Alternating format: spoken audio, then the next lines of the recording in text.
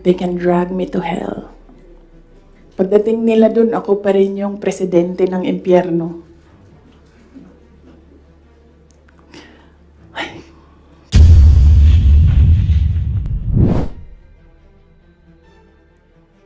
Antayin muna natin yung next House hearing. Kasi kulang pa yung mga sinasabi doon for me to answer. So, antayin muna natin yung House hearing before we talk about the House probe. And then, sa Quad Committee, hindi pa naman nila nasasali yung pangalan ko doon. But I heard na gusto nilang isali yung pangalan ko doon. So, antayin na lang natin pag nasama na yung pangalan ko doon. And then, sa DSWD-AX, answered by Norman Baloro already. And then, other political issues, sa susunod na natin i-take up. Okay, so wala na tayong pag-uusapan. Tapos na. Thank you. Okay, so, saan ba ako magsisimula? Magsisimula ako sa, you have to bear with me ha. We'll start with 2021.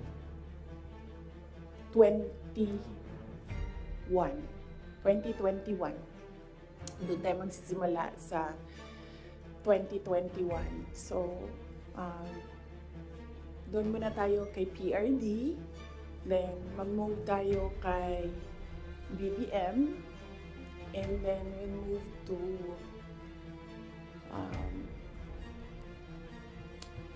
Martin Romualdez, and then merong isang person of that triangle, hindi muna natin siya i-mention because I'm waiting for more information coming out doon sa House probe bago ko i-mention yung pangalan niya. And then siguro, a little of confidential funds. Okay? Okay. So, 2021. Kasi madami ang nagsasabi na we are on this road to perdition. Our country is on this road to perdition because matigas ang ulo ni Inday Sara. Hindi siya nakinig sa tatay niya. Kung nakinig lang siya sa tatay niya, tumakbo siyang president. Hindi mangyayari itong nangyayari sa bansa natin ngayon. Ayun, hindi lang yan isang beses na narinig ko, madaming beses. Even kapag pumupunta ako sa mga iba't ibang lugar, diretso ako sinasabihan ng mga tao, hindi ka kasi nakinig sa tatay mo. Or they would say,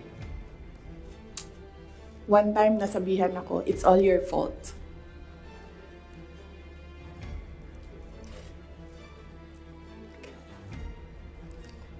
Alam niyo kasi, I don't like talking about my life. I don't like talking about my feelings. I only want to talk about my work. Kaya hindi ako nagsasalita. Pero ganito yung nangyari. PRD never ever asked me to run for president. Yan yung totoo. 7 times niya ako pinuntahan sa bahay ng nanay ko, sa bahay ng asawa ko. Hindi siya talaga nagsabi sa akin na tumakbo ka for president. In fact, sinabi niya sa akin, huwag kang tumakbo for president kasi nanggaling ako dyan, mahirap siya na trabaho, anak kita, naaawa ako sa iyo to go through what I had to go through. Yan ang sinabi niya sa akin, paulit-ulit. And sino ang witness ko to say na totoo ang sinasabi ko? Yung nanay ko. Because sa 7 discussions na yon, nandoon ang nanay ko parati. Nakaupo, nakikinig, hindi nagsasalita. There was only one time, one discussion na nagsalita yung nanay ko. Nilagay ko yung nanay ko doon para makinig siya sa aming dalawa ni PRD. So, on the hindsight, maybe ginamitan ako ng reverse psychology ni PRD, hindi ko alam.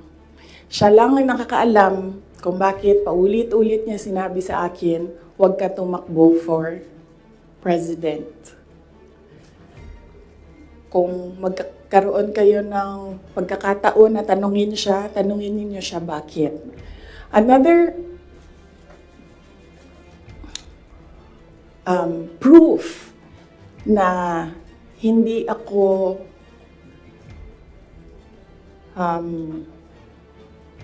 sinabihan ni PRD na tumakbong president, he left me document, 2 papers in a folder. Unfortunately, naiwan ko sa bahay namin ngayon. Dala ko siya dito sa Manila para ipakita sa inyo, pero naiwan ko siya sa bahay. Ang nakalagay doon, so maybe the next time na magkita-kita tayo lahat, dalhin ko siya. You can read, but you cannot take photos. Cannot take videos of the document. Nakalagay doon, in gist lang. Sa left side, nagsasabi siya doon, hindi si PRD. Hindi si PRD ang sumulat nun, ibang tao. Nagsasabi yung tao doon, Sara should not run for any position. Dapat si Bongo ang tumakbong VP. Yun yung nakalagay sa left side na document. Nakalagay sa right side na document, Sara should not run for any position. She should endorse Bongo Rudy Duterte for President and Vice President. So yun yung proof ko. Yun yung dala-dala ni PRD na document nung very last meeting namin. Dala niya yung document na yon. So yun yung proof ko na hindi talaga nagsabi si President Duterte na tumakbo ako for president. And even if nagsabi siya, hindi din talaga ako tatakbo for president. Maaga ako nagsabi sa inyong lahat. Sabi ko, I don't know kung may mga media pa at the time na nandito ngayon. Sinabi ko, wag nyo na muna akong tanungin about the presidency para hindi pa ulit-ulit yung tanong. Antayin nyo na lang January 2021. Pagdating ng January 2021, paalam ko sa inyo ang decision ko. Tatakbo akong president o hindi. And true enough, January 2021, maaga ako nagsabi sa lahat, sa taong bayan, na hindi ako tatakbong president. Unfortunately, hindi naniwala lahat. Kasi sinasabi ninyo, yan yung track ni President Duterte. Hindi ako tatakbong president, hindi ako tatakbong president. And then, nag-substitute siya. But, yes, anak ako ni PRD, and yes, meron kayong nakikita sa akin na nakikita ninyo sa kanya. But I am a different person. Yung mga anak ninyo, hindi yan clones ninyo. Meron yan silang sariling pag-iisip, Meron yan silang sariling kapasidad, meron yan silang sariling damdamin. Yun yung unfortunate part noong announcement ko noong January 2021 na hindi ako tatakbong president. Walang naniwala kasi sinabi nila gagawin lang niya kung ano yung ginawa ng tatay niya. Hindi. Desisyon ko yun na hindi talaga ako tatakbong president.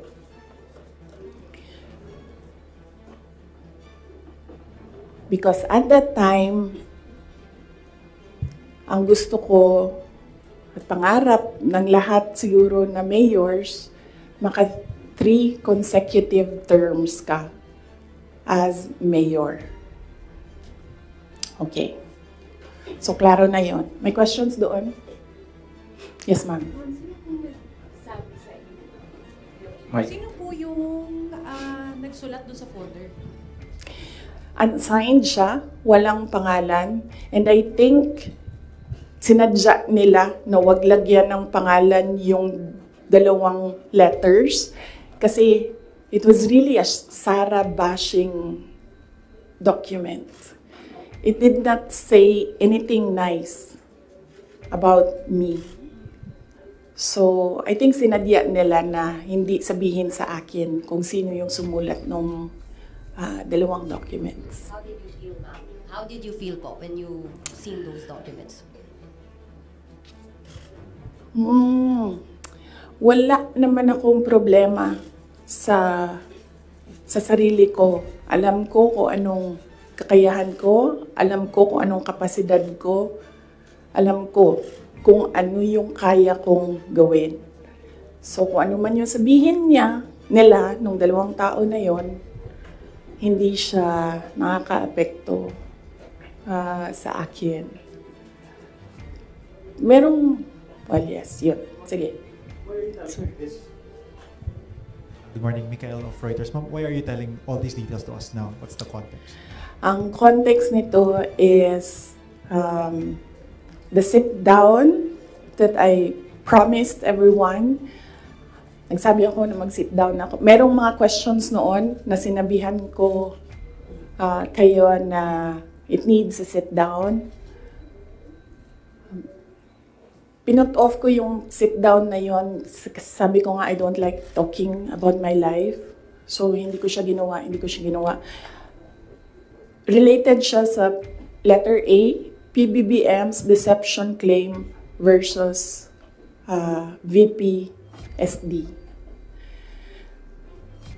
So, kailangan ko kasi sabihin sa inyo ang simula hanggang ang huli. So, chronological order ko siya para maintindihan niyo yung kwento. So, yun. Yung deception. Actually, nung narinig ko yung deception,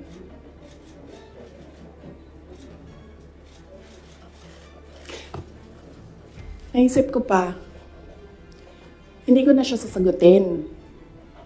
Kasi, for the love of God, presidente ka na. Importante pa ba yung nararamdaman mo? Di ba kapag presidente ka, hindi na importante yung pagod mo, yung luha mo, yung fatigue mo, yung stress mo, hindi na siya importante. Because when you are president, importante dyan yung nararamdaman ng taong bayan. Yung bansa. Yun yung naisip ko when I heard it na parang talagang may panahon ka mag-isip about deception ng isang babae dyan. Ang dami mong oras. Hindi ba dapat iniisip mo na yung mga taong gutom? Yung presyo ng gasolina? Yung darating na Christmas, kung sino yung maka-afford ng spaghetti, ng mango float, ng mga importante sa Noche Buena, ng mga bahay-bahay? Di ba yun yung...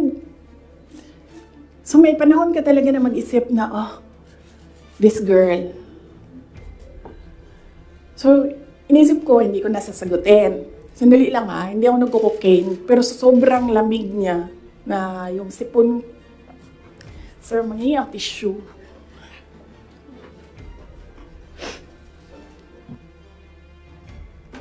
Huwag niyo lang hinaan, sir, kasi sa sobrang dami natin. Tissue lang, sir, may panyo ako. Ayoko ng panyo. Huwag niyo i-off, sir, kasi sa sobrang dami natin, mamamatay tayo dito pag walang aircon. Kasi hindi iikot yung hangin. Okay. Hindi ako umiiyak. Hindi ako nagko-cocaine. Malamig yung aircon. Okay. So yun. Hindi ko na siya sasagutin. Kasi naman, hindi naman siya mahalaga sa bayan. Pakialam natin sa kung anong nararamdaman ng President at Vice President, di ba? Ako gani, sabi ni Saya pa, dawat-dawat raman na. Di ba? Dawat-dawat rana. Ako, ginatira ko nila kada adlaw. I am a subject of a Mega Millions PR attack. I am a subject of a House Committee hearing. Pero hindi na importante yung nararamdaman ko dyan. Ang mahalaga, matuloy namin sa Office of the Vice President kung ano yung sinabi namin na gagawin namin. Diba? So, I don't understand why we're talking about feelings. So, hindi ko na siya sasagutin. And then, sabi ng mga tiga Davao, nandun ako sa Davao nung lumabas niyang deception na yan. And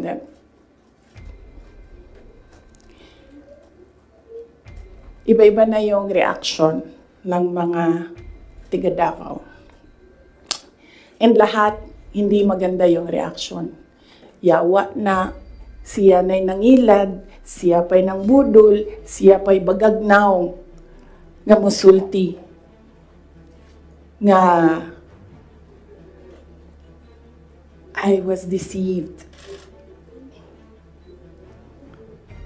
So I thought, well, I will not talk for myself, but I will talk for all the Filipinos na ang nararamdaman nila ay hindi nabalik ang justice ng boto nila.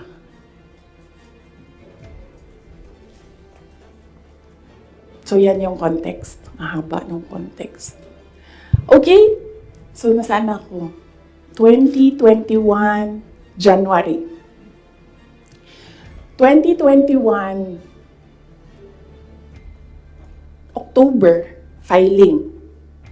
Kita ninyo ako nag-file ng mayor.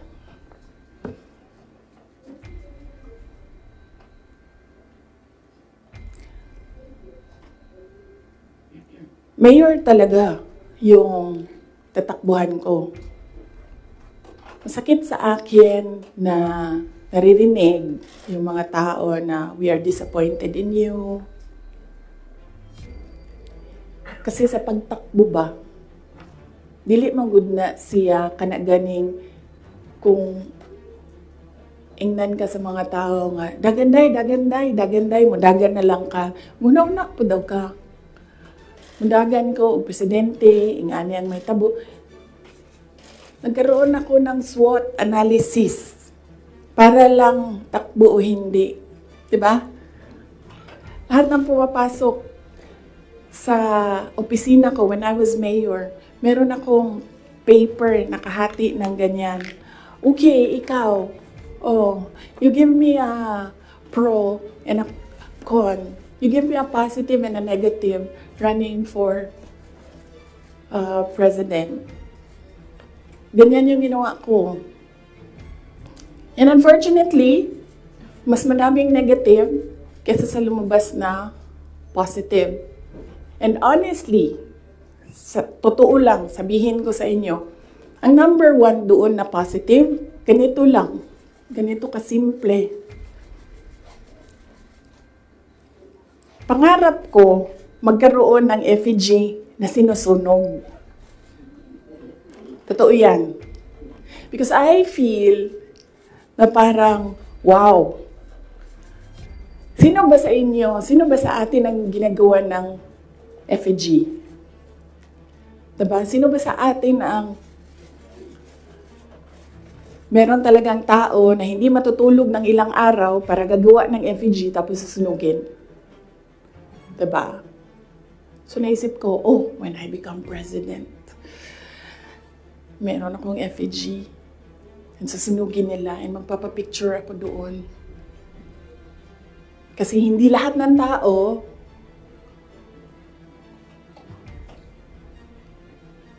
merong ganon sa buhay nila.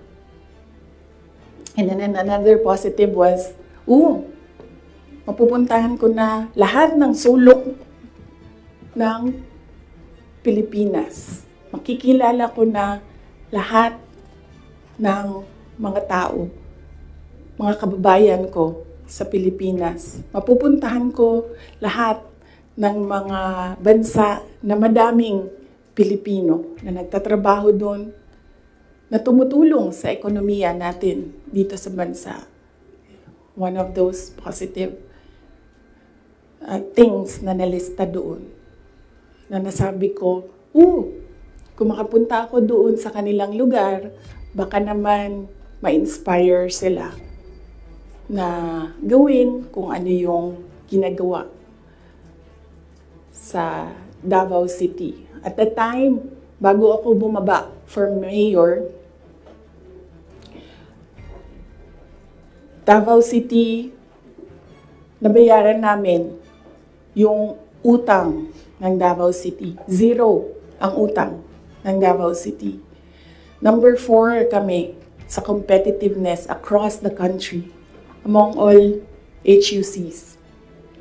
Number 8 kami sa pinakamayaman na syudad.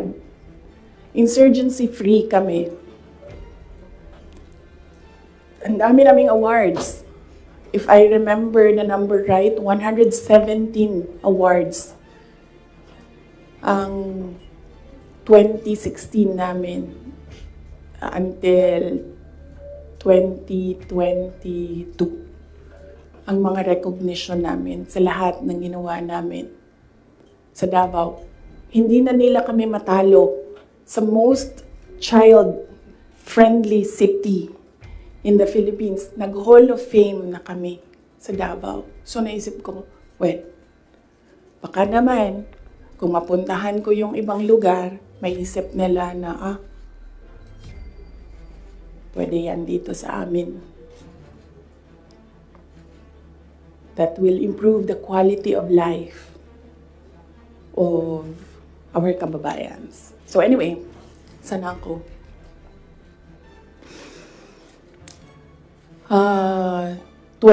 October, nag-file ako. Pagdating ng late October, after deadline ng filing, tumawag sa akin si Senator Amy Marcos. Sabi niya sa akin, pwede ka ba tumakbong Vice President? Sabi ko sa kanya, alam mo, hindi ko pa narinig, ever, na sinabi sa akin na tumakbo akong Vice President. Sabi ko, bakit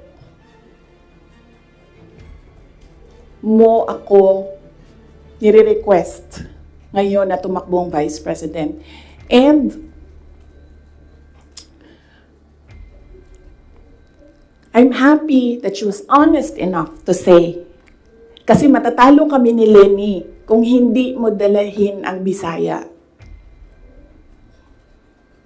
It was very straightforward. Now, it was all about winning, sinabi niya sa akin. So sabi ko sa kanya, Bisaya naman day ang ato ang giistoryahan dinhi. Tawagan ninyo si Bato de la Rosa. Ask him to slide down to VP. Tumatakbo siyang president. And then ang answer niya was, nah. And then I told her, well, ask PRD to run as your vice president. And then she said, well, that's a closed book already kasi tumatakbo si BG. So, ask BG to run as your vice president. Mga Bisaya na tanan. And then she said na, I don't think kakayanin na manalo kami kay Lenny. And then I said, ask Manny Pacquiao to slide down. He's already running for president. And she said, we already did. And Manny Pacquiao told us that God asked me to run for president. So how can you argue with God? Totoo yan. I don't think she will deny that. Very straightforward naman si Senator Amy Marcos eh. Mainit na siya ngayon.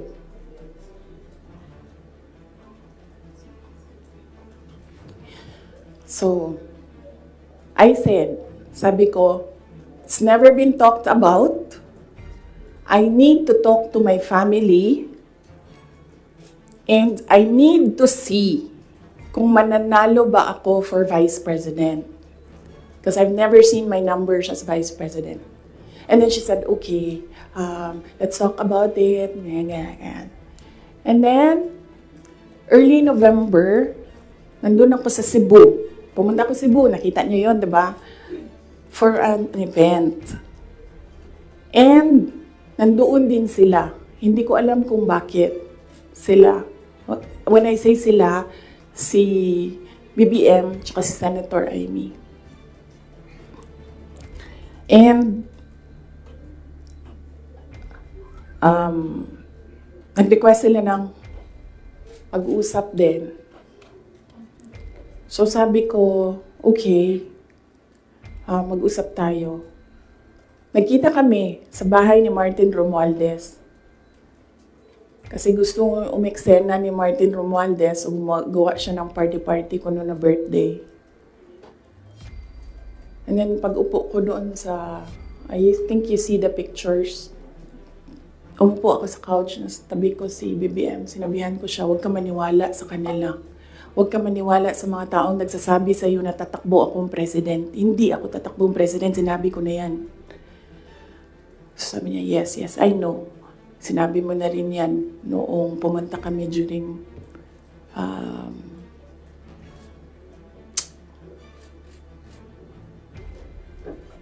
birthday ko. May 29 nata sila pumunta sa Davao. So okay na yon. And then we had another meeting na wala na si Martin Romualdez. Kasi, hindi naman talaga siya kasali. Sinisiksik lang niya yung sarili niya. Totoo yan. Ito yan. Papunta tayo kay Martin mamaya. Gusto nyo? Tawag sa kanya ng mga kasamahan niya doon sa house, Tambi!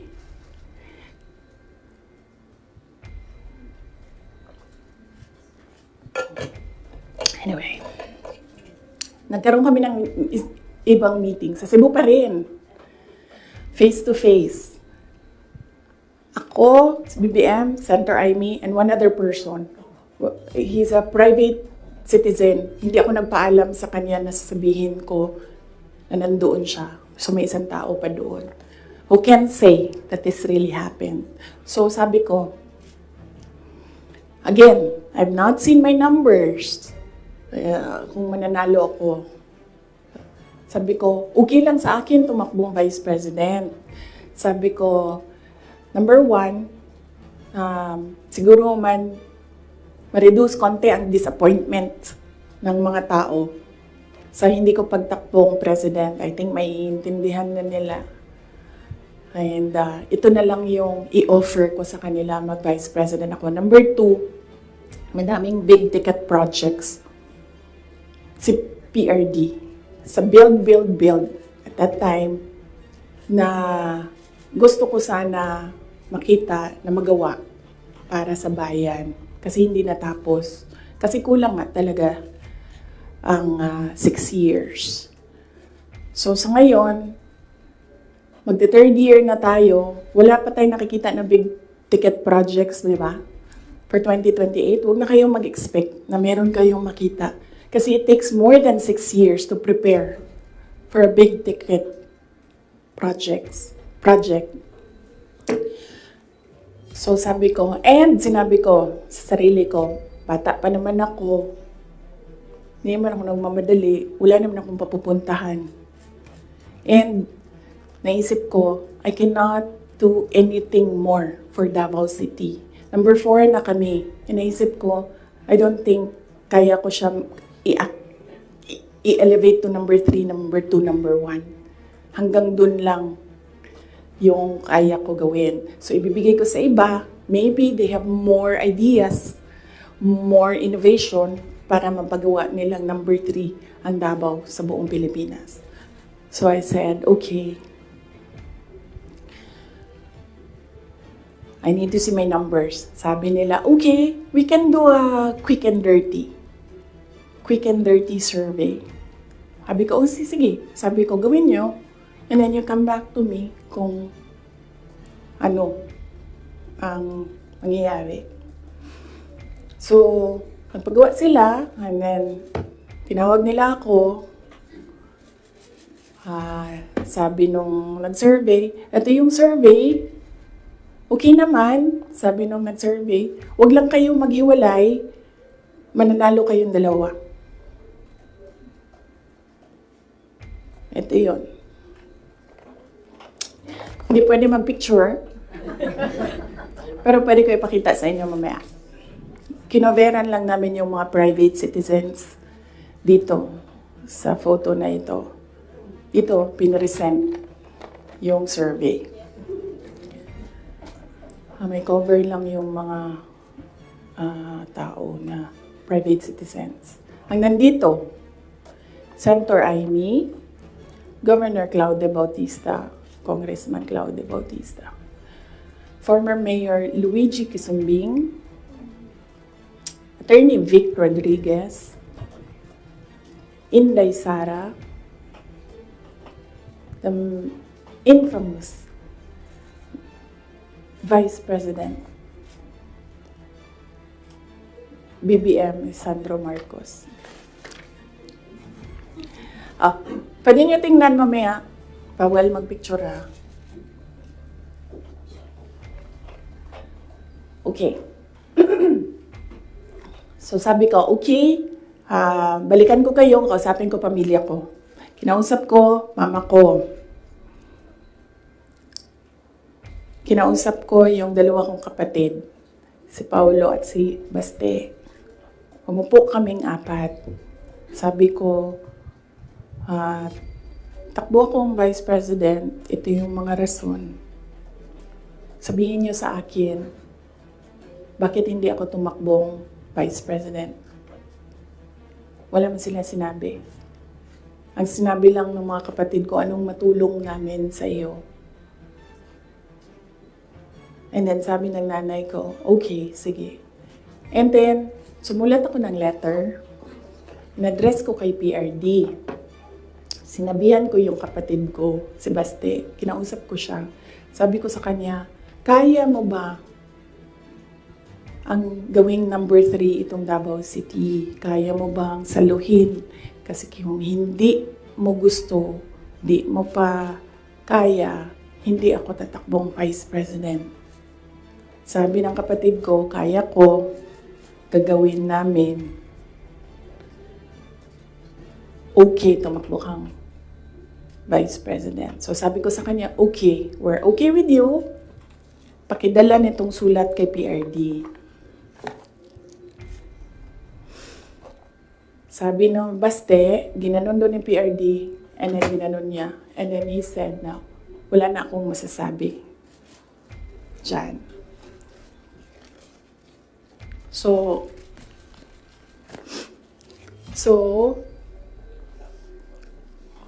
okay lang, sir, kasi kung babaan ninyo, masyado tayong madami dito, iinit siya. So,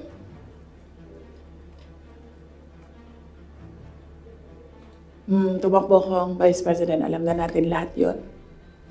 Ginawa ko yung kampanya. Alam na natin lahat yun. Okay? So, no. Hindi ko sinuway. Hindi matigas ang ulo ko. Hindi totoo na pinatakbo akong president ni President Duterte. In fact, every time makita niya ako ngayon, sinasabihan niya ako, huwag ka tumakbong president. Sabi niya, yung dinadaanan mo ngayon, wala iyan. Kung ikaw ay president, mas mahirap pa. Sabi niya, maawa lang ako sa'yo. May heart pala siya. So, klaro na yan. Hindi ko kasalanan that we are on this road to hell. Hindi ko kasalanan kung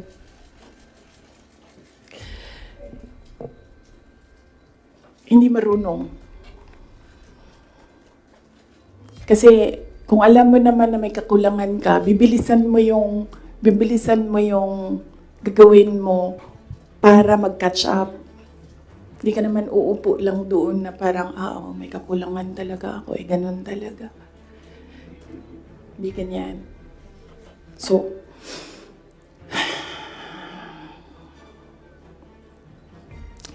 that's that.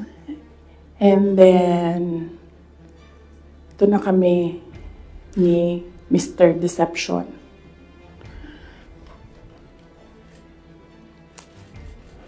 Sabi ko sa kanya, dalawa lang.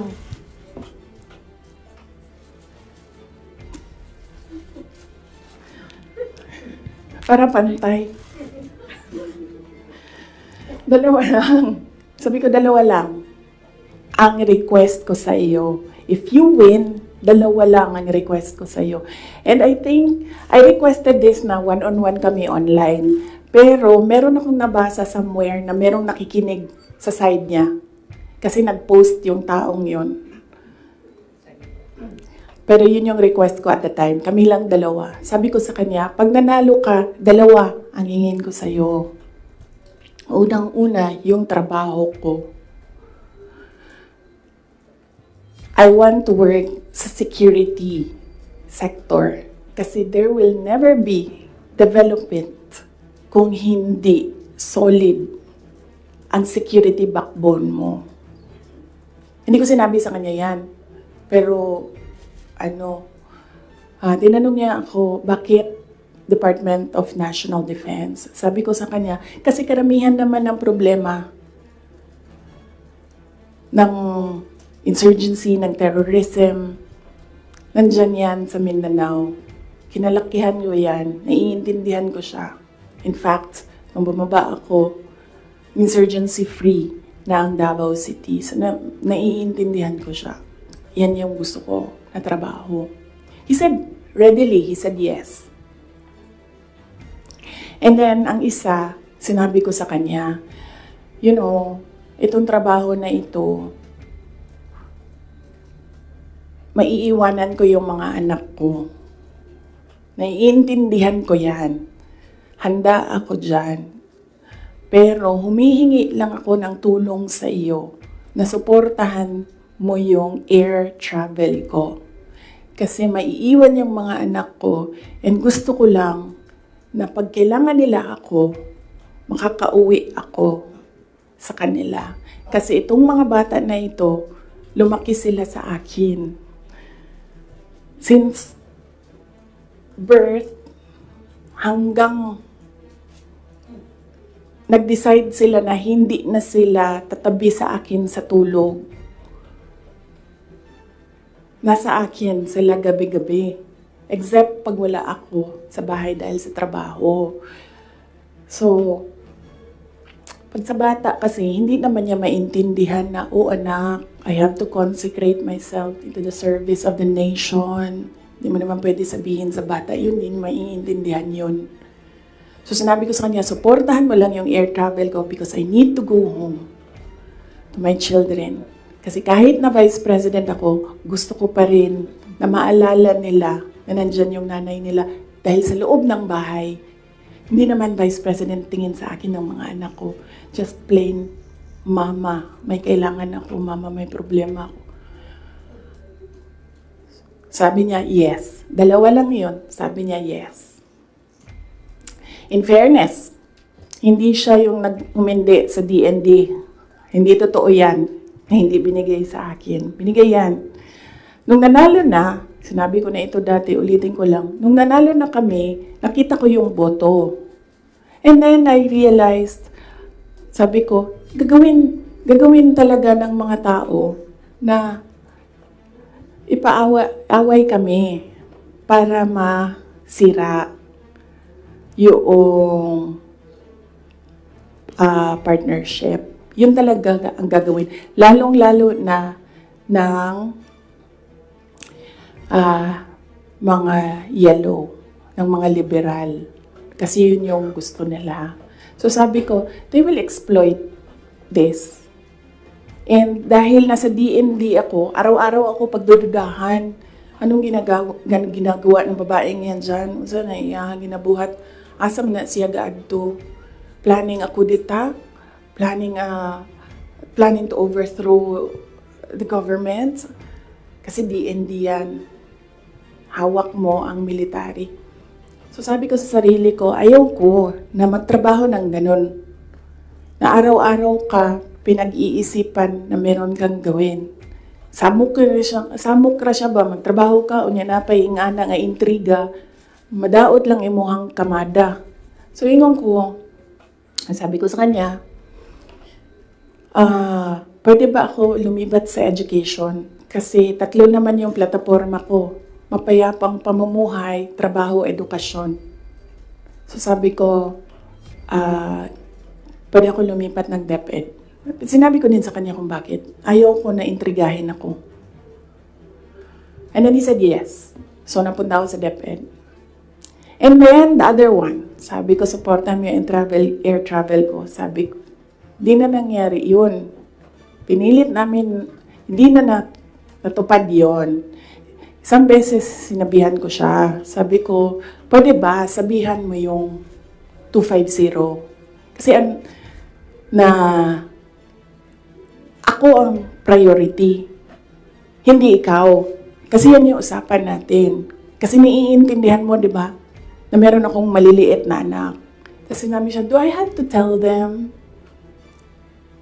Na semi-British accent. And I said, of course. Kasi presidente ka, ikaw magsabi. So, hindi na. Isang beses. And then one time, priority daw si Lisa. Hindi ko alam kung anong trabaho niya para sa bayan na ito. And then one time, priority daw si ganyan. So, I said, okay. This is,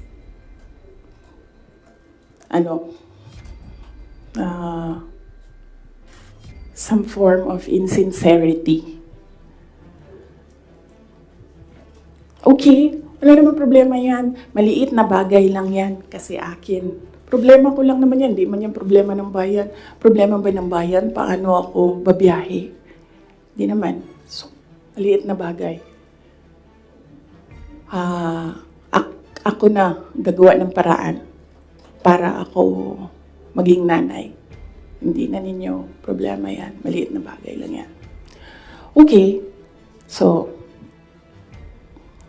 that was that. That was personal sa aming dalawa. And then, dito na tayo sa DepEd. Alam niyo na yon, diba? Sinabi ko na sa inyo. Ang budget ng DepEd. Question? Yes, ma'am. You said for around 11:14 a.m. Hindi ko kasalanan na we're in this road to hell. Hindi ko kasalanan na hindi marunong. You did not finish your sentence, sir, ma'am. Can you elaborate po? Hindi marunong maging presidente ang nakaupo. Kasalanan ko ba yun? Hindi. Ba't sinasabi ng mga tao, kasalanan mo kasi hindi ka tumakbo, ikaw sana yung presidente, hindi siya. But then I said, maaga ako nagsabi na hindi ako tatakbo for President. May madaming mga negative doon sa listahan. Okay. So, yes, sir. Yes. Sir, tapos ka na. Balikan kita. Ikaw muna, sir. Hanggang anong oras ito, JC? It's up to you, ma'am. To you.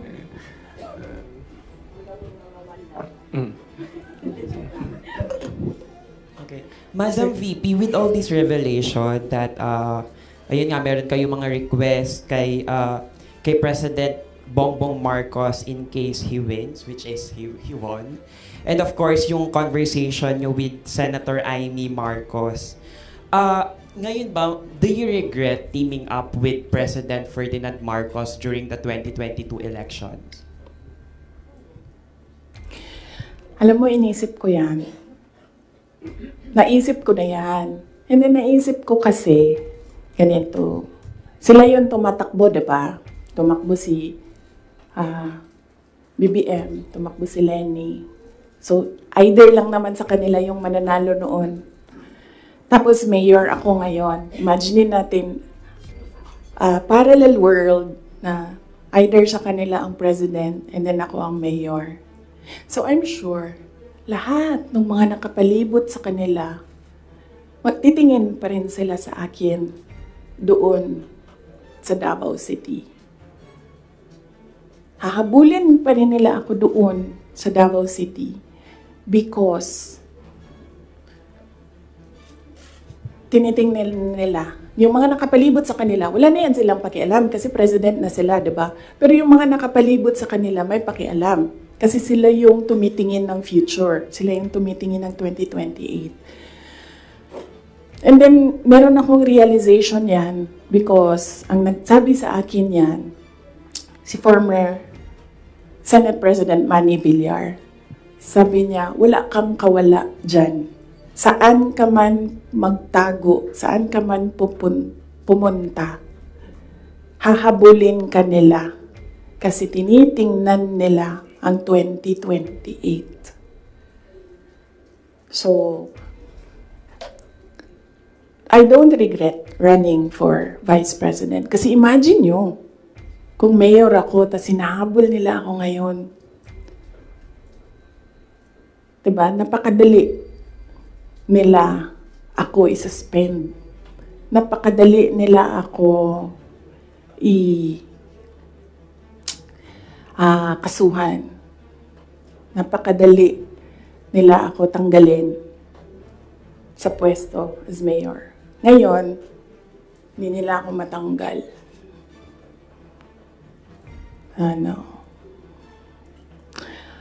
They can drag me to hell. Pagdating nila dun, ako pa rin yung presidente ng impyerno.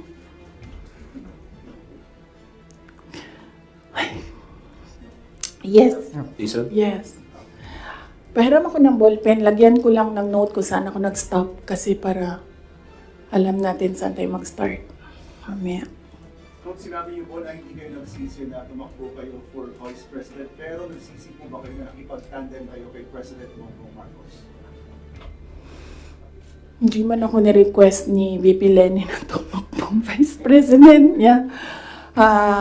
No, hindi ko pinagsisihan yung pagtakbo ko as Vice President. And hindi ko din pinagsisihan na nakipagtandem ako sa kanya. I'm sure merong rason ang Diyos kung bakit ako nilagay dito sa upuan na ito, sa ilalim ng seal na yan. Para rin siguro sa kanya, para kay BBM or para sa bayan, hindi ko alam kung anong rason ng Diyos. Sometimes, or all the time, hindi natin nakikita ang rason ng Diyos. Nakukonect na lang natin siya kapag meron ng ibang nangyari sa buhay natin. Siguro, yun yung rason para ganito, gawin ko, bullshitin ko sila ng bullshitin. Bullshit kayong lahat. Drag me to hell. Sorry Mark. sir ha. Sila muna ha kasi hindi pa sila nakatanong. Ma'am, Mark Macalanan. good morning, Super General. VP. Since wala po kayong intention to run for Vice President from the very beginning, can we say na napilitan ba talaga kayo, and without yung call ni Senator Amy, masasabi nyo ba na nagamit lang kayo para lang manalo si President Bongbong Marcos sa pagkapangulo? Napilitan, hindi. Very rational yung decision making ko sa pagtakbo as Vice President. Sinabi ko kanina. Ganon din ginawa ko. Nilista ko yung positive, nilista ko yung negative. Nandun yung positive, sinabihan ko yung pamilya ko, tell me the negatives. So, ano yung isang tanong? Nagamit. Yes. Clear naman yun. Tinanong ko, bakit ako? And then she said, matatalo kami ni Lenny kung hindi mo dalhon ang mga Bisaya. Kaya nagbigay ako ng options. Bisaya tanan. De La Rosa, Bongo, Manny Pacquiao. And then she said na hindi kakayanin. Except for Manny Pacquiao, hindi naman siya nagsabi na hindi kakayanin. Ang sinabi lang niya, nag-refuse si Senator Manny Pacquiao. So, of course, ginamit nila ako para manalo sila. Obvious naman yun. Gusto niyo makita yung survey? Hindi ko siya dala. Pero next time dalhin ko, and then pwede kayo tumingin pero hindi kayo pwede magpicture.